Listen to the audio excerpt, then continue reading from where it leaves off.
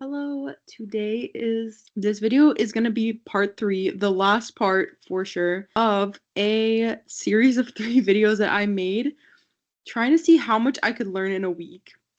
I thought it was going to be one video. The crazy thing is that in setting that intention, I have learned so much, too much. Like, I'm tired too much. I've gone on many little I don't know if I wouldn't say they're side quests, but I've learned a lot of different things in a deeper way than I expected to this week. And yet I still have pieces missing in order to actually win the challenge because I'm doing a challenge to see, like, I'll show you in a second. Basically, I'm trying to see, like, basically depending on how much I learn, I get bigger and bigger prizes. So I just finished something on my list. So that's where we're starting today. Here we are in my Canva. So what I finished, and I'm not going to show it because it's really ugly and I'm not proud of it. And I'm going to like do more like to make it look pretty, is that I finished my cognitive psychology study guide. And we finished these two, thank God. These took longer than I wanted them to. They're very time consuming. So we have now earned 3 stars. This is my learning. This is my like my challenge for the week, essentially. I have just been earning stars to get rewards based on what I've learned. And so I've now officially earned myself a new Python book. I think what I'm actually going to make this one is I mentioned in the last video that I have these little neural network books that look really good. So I was going to get one. And yeah, I think if I get this next star, I'm going to get the Python and neural network book. I'll see either Python book or math book. But I have solidly now earned my book, so I'm really happy with that. And all we have left is Python and these ANOVA types. Is it ANOVA or ANOVA? I don't know, and it probably doesn't matter. But those are like our two options here. And I really want to go for gold, like go for the gold and get everything. Books and a coffee would be so nice. Tomorrow is really sort of my last day with this challenge. I have a 4-hour shift. I could extend it to Sunday if I wanted to be really nice to myself, but I think that I should stick to the challenge and just tomorrow's the last day.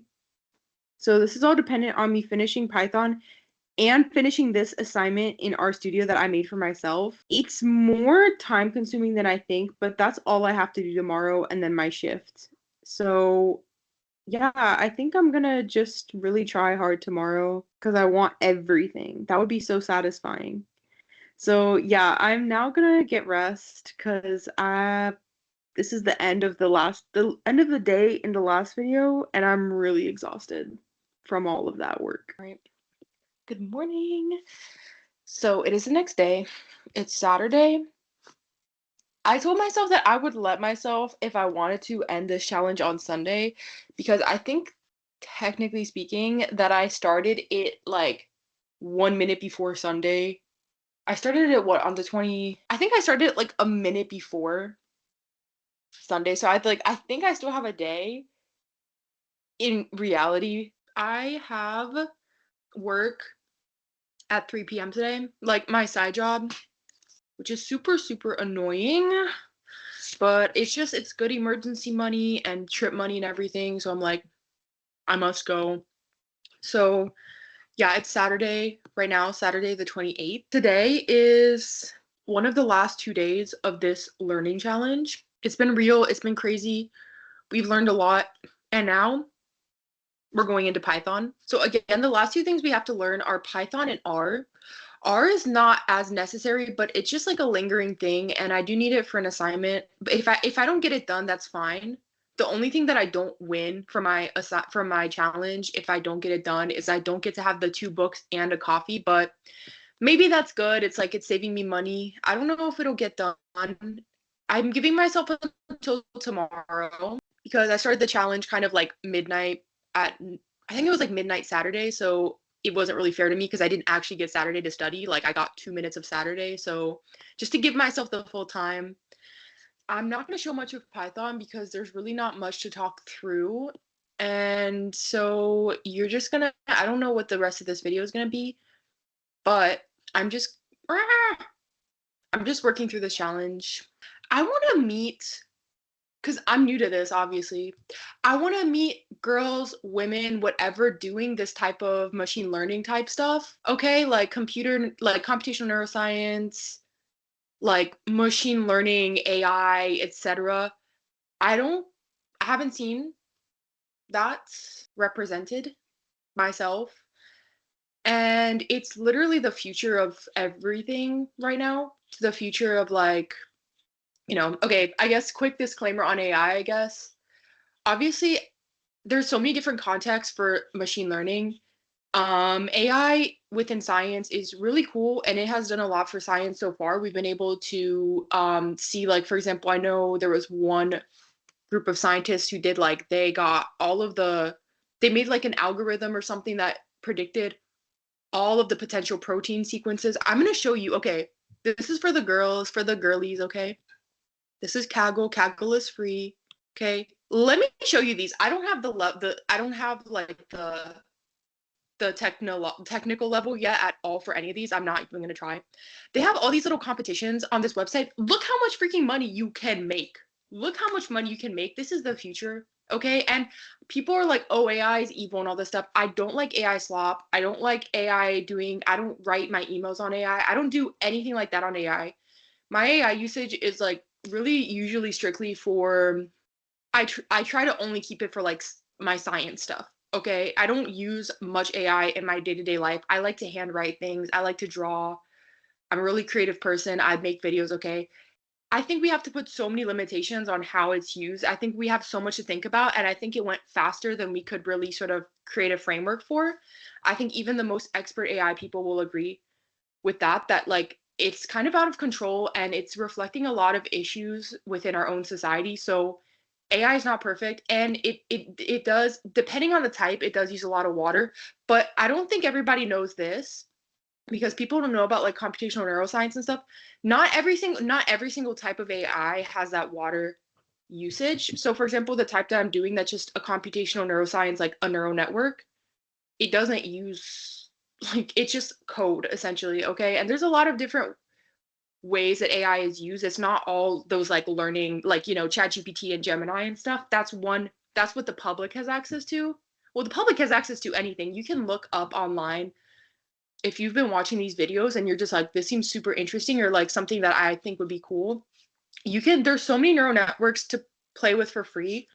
What I was using was Jupyter Lab. This is like a big, you can download it for free on your computer. It's, again, free. I downloaded it because I was trying to use Nengo, which is a different kind of like computational neuroscience like system, but this is, yeah, this is Jupyter Lab. For them, I think they moved Nengo, like the one that you could access online, onto Jupyter Lab. Again, you can install it for free. You can play with it. You can learn different AI things on it. Okay, you can practice making your own stuff. And then once you get more into it, then there's actual like big computer systems and stuff that you have to like get grants to use and things like that. So it does get more elevated as you go in because people run big ones that are like super biologically accurate and stuff. But this is everything that I've done this whole entire project has been for free. Any resource that you've seen me use, I've gotten it for free. Like everything was for free. Nengo was free. Jupyter Lab free. Kaggle is free. All the textbooks that I found online. I don't have money, bro. I don't have side money at all. That's why I'm going to a hostel job on my weekends, on a Saturday afternoon, and on Sunday morning. Like everything is for free. The textbooks, everything. Okay. Now look at the competitions. Again, this is for the people that have not seen themselves represented. I'm talking particularly to you, but I'm seeing girls because I haven't seen women like massively represented, and it's a shame because this is the future of science, okay? And more women should be in it. Look at these freaking challenges. Look at what they're actually doing, because before you think, oh, I'm not going to go into AI stuff, it's evil. Predicting heart disease, okay? Scientific image for forgery detection, protein function prediction. Okay, these are different challenges people put online. Okay, RNA 3D folding. The future of science is going to be a lot of this, a lot of machine learning stuff. Okay, and people can do really cool, insane things with it. It doesn't mean that AI is doing it for you. Look at my project. If you see my whole project the whole way through, ChatGPT did not do that for me. Okay. I had to do a lot of thinking from the get-go about my experience, a lot of reading, and then talking to somebody else who was able to narrow it down with me. Like that wasn't ChatGPT doing it. That was me asking questions and guiding, getting information. Okay. So don't look at ChatGPT or don't look at AI like, oh, it's going to do all the work for us. It takes a lot of creativity. That's why these competitions, you make so much money in them, because it takes like let me show you, like, let's find one. Let's look at predicting heart disease. You can go through, you can see the kinds of things that people have actually submitted. I don't know if on this one, let's see. Okay, here's some that people have submitted. Here's a leaderboard. Okay, so some people are doing it better than others, getting more accurate than others. So it still takes a lot of your own innovation to understand like how to do this. Look, here's like everybody, all these people entering. Okay. And then models, you can open them and see like look, so this is something that they wrote, I think for this, I don't know if it was actually for this competition. Okay, it takes a lot of coding skills to do this kind of stuff, a lot of mathy thinking and things. You can do it though. I just feel like I haven't seen enough women going into this. I'm like, this is literally like, this is the root right now. This is the future of science. And there's so much that you can do within it. People use these computational models as well for like psychology. Let me show you an example from a Brazilian woman. This is a Brazilian researcher that people have not heard about because I think she's Brazilian. Well, she's won awards. So what she did, which was so cool, I'm going to link a video about her below. Unfortunately, I think it is in Portuguese, but maybe YouTube will auto dub it. Okay, here, look. I pioneered in developing computational strategies based on natural language processing tools to study formal thought disorders using narratives as input. So I don't know if I'm going to oversimplify this, but she basically made like a model, like an AI type thing that would listen to people with schizophrenia speaking.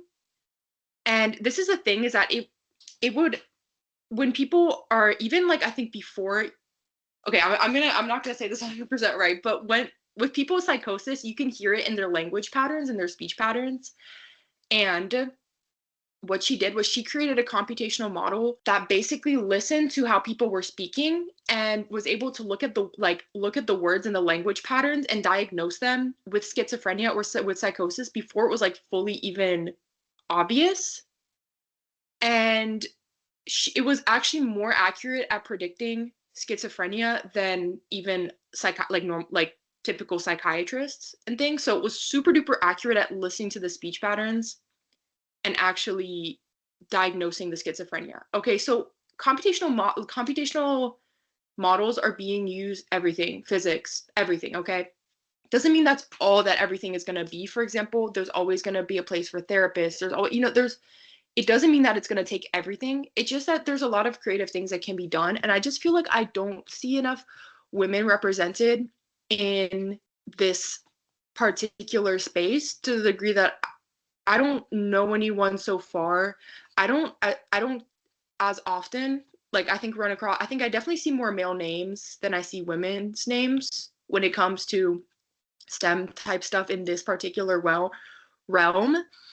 And I just I just want more women to see it. I wanted more women to be exposed to it. I didn't even know computational neuroscience existed until, like, by chance I just got dragged along that path.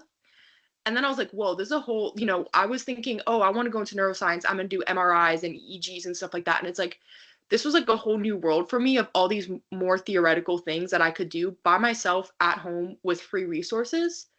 And that was really special for me. So I just feel like more women should know. Let's bring it back. Okay, y'all can make money. I don't even have the skill, like I said, to even imagine doing this stuff yet. But people are out here doing it. These are just normal people on the internet. You can get Kaggle for free. You can join these competitions for free. It's all free, okay? And you do make money. So I just want more women to see this, more girls to see this kind of stuff, okay? With that in mind, I'm going to go back to my my very beginner level Python. I don't want us to get left out, and I don't want people to look at what's going on the internet and think, oh, AI is evil, I'm not going to join in on this kind of thing. I think that all the time still, okay? I still have that kind of mentality from time to time, and I feel like guilty, like, oh, I'm using this, I'm using that, where it's like, it's been a really good thing so far. In theory, let's see how it goes with my model, and if I publish it for people with my disorder, it's been great. Okay, again, I don't use it for everything, but don't stop yourself from joining in on the future of science as well because of the way people use it badly, because there's a lot of really amazing things right now happening because of AI. People getting, diseases diagnosed and all these amazing things. And don't I just don't want girls. I feel like particularly us, we get, as a woman, I think we get more of a guilt complex. And I don't know if this is across the board, but I feel like a lot of women have more of a guilt complex, and they have this sort of anxiety about like, oh, I'm not going to put my foot in the door. I don't want to be selfish. I don't want to do this or that for like the world. And I feel like we're just taught to be a little bit more, we're super like ethical and all this stuff. You know what I mean? I just think that women get taught that a lot. And I just don't want people to stop themselves from joining the future of science, because not all of this actually takes, like, these types of models are not ChatGPT and Gemini and stuff. They're very different, and they're not wasting water. There's a lot of AI that isn't kind of doing the kind of really unsustainable stuff that some of the other ones are doing for just random junk. Okay, so that's what I just want people to know. I don't want people to, like, not all AI is evil. Okay, and don't stop yourself from, I just don't want people to not jump in on the wave of the future. I don't want women to get left out of this wave. You get me? So just for everybody to know, like, not all AI is like evil and bad and stuff, and AI is a good thing used in the right context. It's just a horrible thing used in the wrong context. So that's like the kind of the harm. But anyways, okay, so now I'm gonna go into coding, but girlies, so where are you? Hello, come over here. I want to say this especially for girls in underrepresented communities. Not to be awkward, but like Black girls, Latina girls, Indigenous girls, etc. I think those are the populations I see the least in this particular like realm. And again, like, you can make a lot of money. Genuinely, you can make a lot of money, and it's really good. You don't, like, okay, this is a thing. I want to say this for everybody. It took a lot of me, like, I would not have gotten here right now if it wasn't a lot of me being like, I'm forcing my way in, okay? Because my program right now is a psychology conversion program. So it's for people who have not taken psychology in undergrad to learn psychology. Okay, we're not doing machine learning, we're not doing coding, I didn't take a single class on neural networks. I didn't take a single class on any of this, okay? I like all the learning that I did on neuroscience, I did on my own before I got into my program, okay? And I was dealing with my overlap in science is something that a lot of people didn't think was real. I think didn't get the respect that it deserved. I was really struggling because I was like, oh, I'll work under somebody to get that experience. Okay, like, oh, I'll see if somebody else is working with dissociative disorders. It's really hard to find people that are working with dissociative disorders. They're just not, I would have to like, I don't even know where they are. I'm sure they're there, but it's not a popular thing. Okay. So I had to force my way in, and I forced my way in through doing a lot of learning by myself, finding a lot of free resources. Okay. This wasn't like, I had to make that space for myself. Okay. So there's, I'm just speaking from a place of like giving advice that like your voice is needed, highly needed. There's a lot of, probably a lot of things that you have a unique perspective on that would be super duper useful. I had a very unique perspective as a survivor that nobody, literally people were, there was a population of people, there's a lot of people who thought my disorder was fake. Okay, so I'm just saying, like, I had to force my way in myself. There was not people working on this. And as a girl, like, this is not something that was advertised to me. I had to seek this out myself. Okay, so it took a lot of me being like, okay, I'm gonna do this, I'm taking the risk, and I'm gonna like propose this project and all these different things that just took like a lot of like I'm gonna do this. Okay, so I want to say that like there's a lot, if you are interested in this, first, you can make a lot of money, second, it's the future of science and you should be there. There's a lot of free resources online, there's a lot of ways that you can get your foot in the door. It's hard. I think it's even probably harder for people who have been marginalized in different ways than me because of your race or whatever. It can be very tough, and like you probably don't have, like, you definitely, there's not enough representation. So I'm saying this as a friend, like, for the girlies, for whatever, like, as a friend who had a different marginalization that like to navigate, very, very different one, and I still had a lot of white privilege. Like, take it from me, your bestie. Like, there's a lot of free resources out there for you. Again, Kaggle, everything on here is free, and I'm gonna show it again. Okay, it's gonna be a different challenge, but it is the future of science, and your voice is very needed. You can learn. I'm learning Python. I took Intro to Programming. There's Intro to Machine Learning, Pandas, like everything, anything that you could want to learn, everything is here for free. They have a lot of challenges where you can actually test your skills as well. And then you have something that you can put. I already put this on my LinkedIn. I did Intro to Programming. Now it's on my LinkedIn. There's a lot of different free languages, programming languages you can learn. I'll make a full video one day. You can learn, there's R, Python, you can learn computational neuroscience, you can learn a lot of things. There's a lot of free resources out there. I'm low income. My parents, growing up, we were on EBT cards. People were bringing us food from churches and stuff, like my whole childhood and stuff. I didn't have extra money to take like a Python class, or, that's why I was like, I have to work really hard in this master's degree program and on this project, because this is my foot in the door, right? So I was like, if I do this, I can save myself some money. And when it comes to like, okay, next I'm doing computational neuroscience, whatever, okay. I didn't have extra money. You see, I'm using ChatGPT free. That's what I use for most of my project. I was like, it's free, okay, right? There's a lot of free stuff, and you can learn skills like really well. You can check books out at the library. Okay, look how many classes. All of these things are things you can put on your LinkedIn. You can put it on your CV. Then you have like, an edge up. So it's really good. And look up textbooks, do your own reading, all these different things that you can do. And yeah, it did take like a lot of extra work. It's been a lot of extra work, but you see everything in my last video, or even earlier today when I was just going through and like just piecing apart piece by piece that the Hopfield network. I learned all that myself on here. Literally, this is where I learned everything, and then I just asked ChatGPT more questions. So again, do not let anything stop you from getting your foot in the door. Do not miss out on the wave of this. This is a wave right now, and I think there's going to be a lot of future in it, and it's like probably one of the most top tier skills that you can learn going into science or going into, honestly, a lot of fields. Obviously, there's like an AI kind of boom right now. It's complex. We don't use it perfectly, but look how much you can help out in science. There's so many things to sort of support. There's so many interesting things that can be learned, or you can come up with something entirely new and clever that you thought of yourself. So there's a lot of opportunities for free online. Doesn't mean that's easy. I'll say it from my own perspective, like my own experience, that like it took a lot of work, but you can do it. I did it. You can do it too. And yeah, I just got back from my job like an hour ago. So I didn't go yesterday because I didn't feel well and I got somebody to cover my shift. But I did go this morning from 9 to 1, and now I'm back. But I did go this morning, and now I'm back.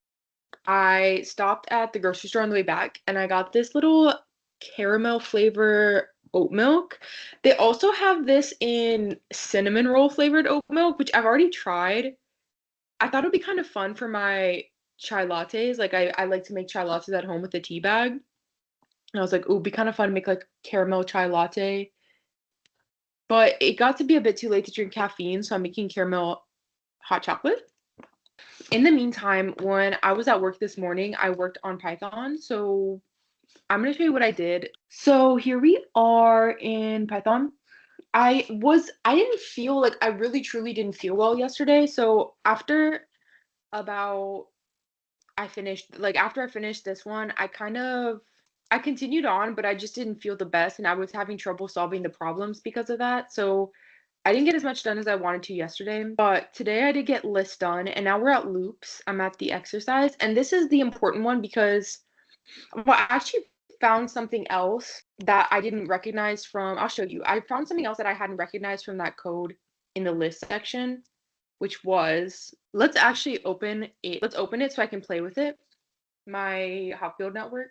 I'm going to try to talk through everything. So you see these np.array things. Actually, I think there's different things, but the thing that I learned about that I was like, is this the same thing in Python?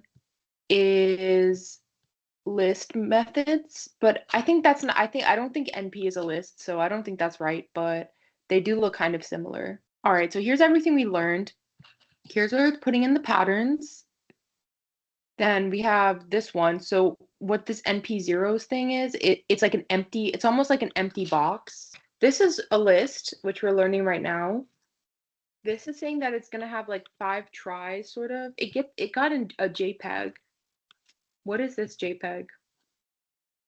Well, anyways, it gets 5 tries to understand, comprehend the image, and then, or the pattern. And then this is another loop here.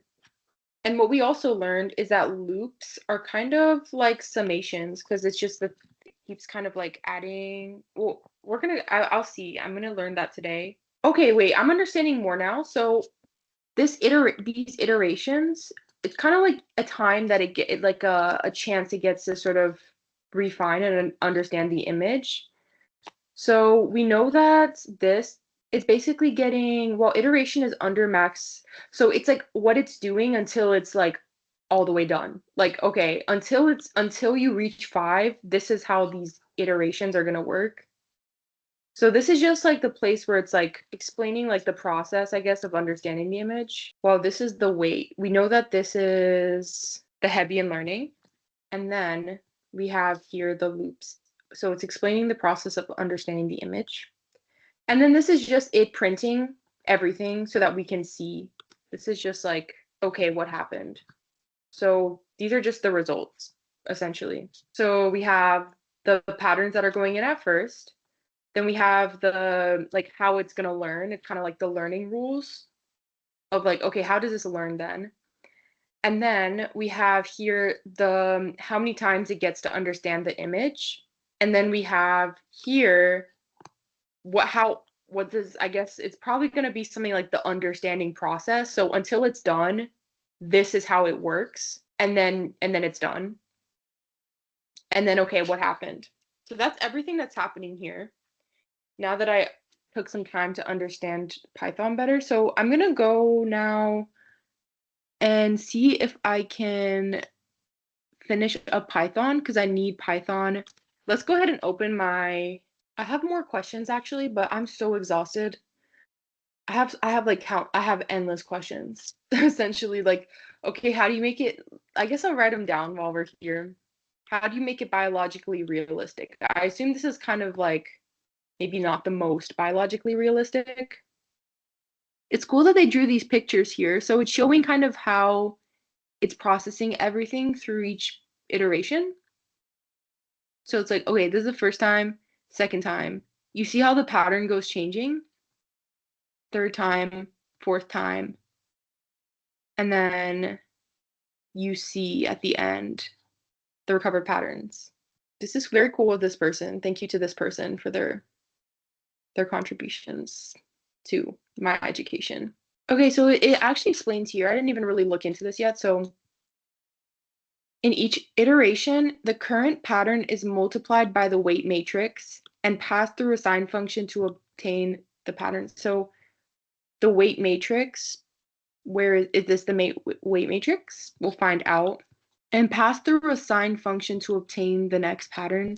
Let's go into my questions. This is like a crazy, these are all my questions here. Let's see if my coffee will revive. Not my coffee, my hot chocolate. Okay, so here's all our questions that I haven't answered. Okay, now we know what this is. We can explain. So yeah, I guess I'm gonna go into loops now, and I think that's definitely gonna add something to my understanding.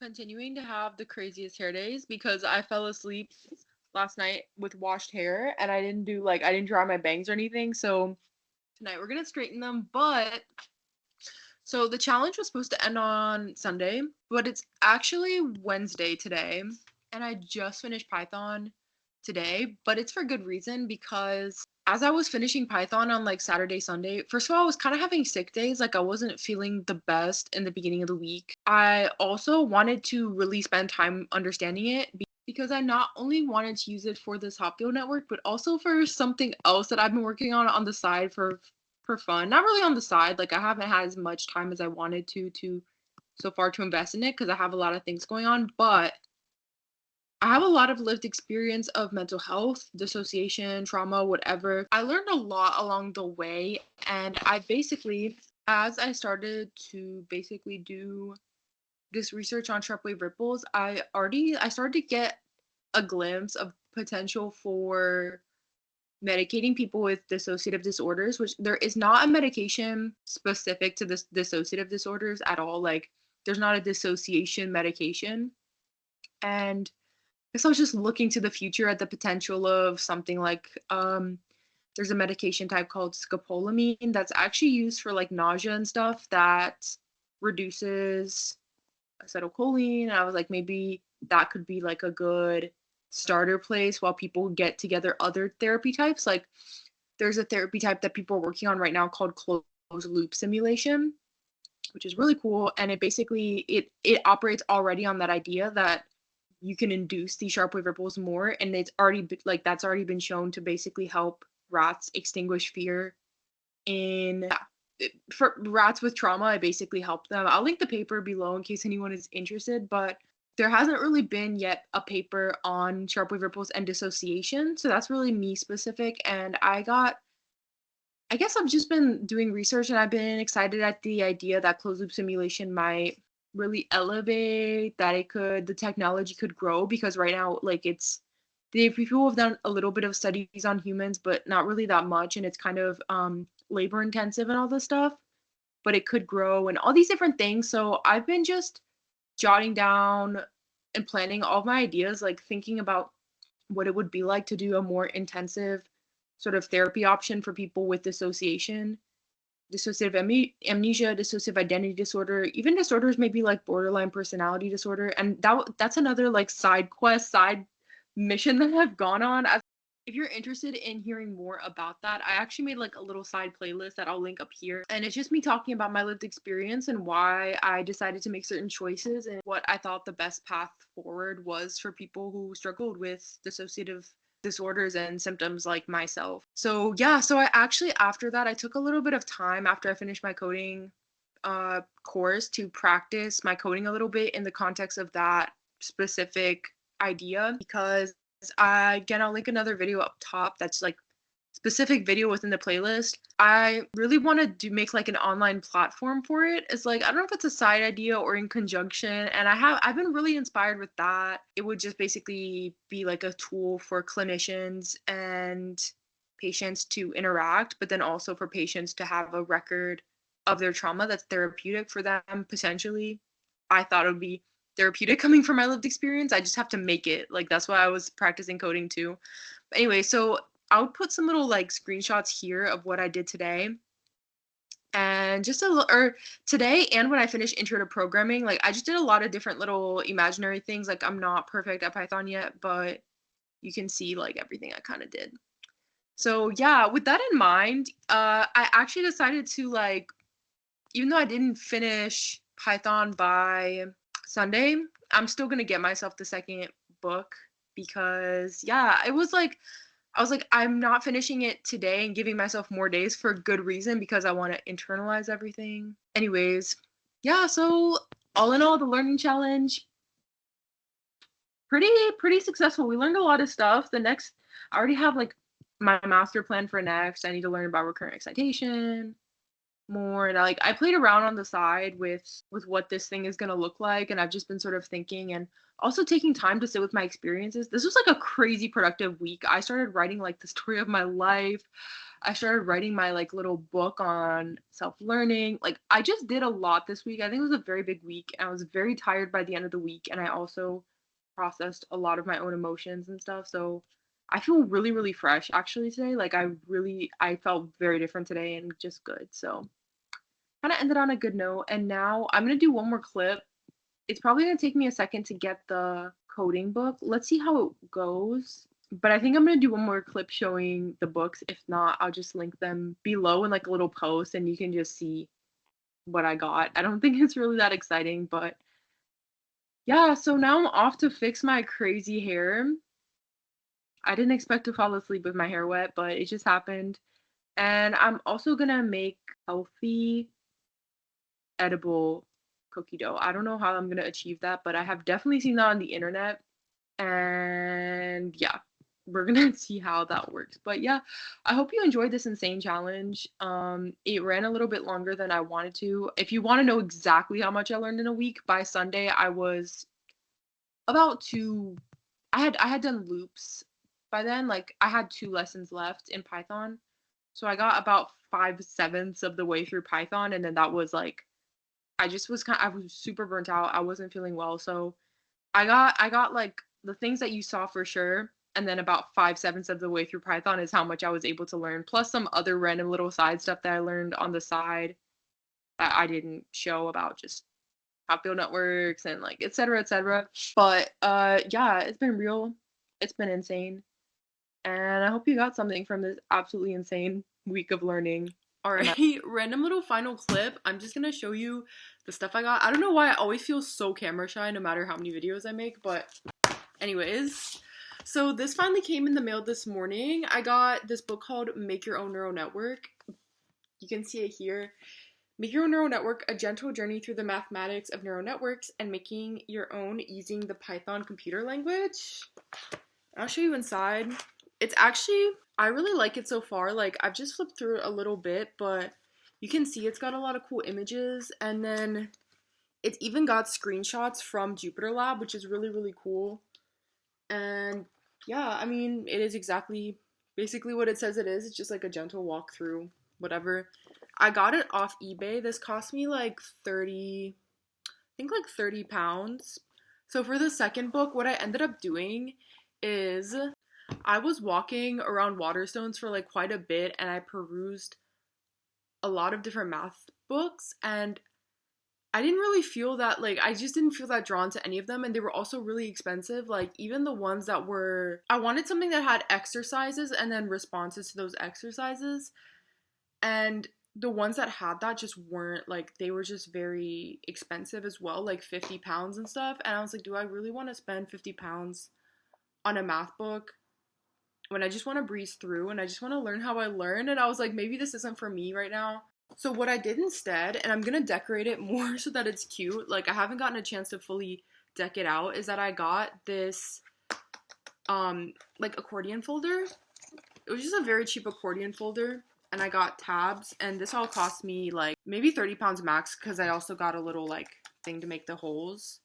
And I got lipstick on it, but I printed out a lot of worksheets, and I think I'm just going to work through Khan Academy for now, and then if I want some supplementary books as I go along or something, like, I'll get that, but it just felt cheaper, and it also felt like I could customize my learning a little bit more, so that's why I ended up deciding to go this route. I'm going to link, like, a little post that I made below about this, and, like, my relationship to math, because me and math, we've had a difficult journey, but that's why I decided to start from fresh. So I have like Algebra 1, which is what I'm doing right now, Algebra 2, Pre-Calc, Calculus, and then Statistics at the end. And I also had made a little study guide myself before for my stats class. So I just, like, you see, I've just been putting everything in here.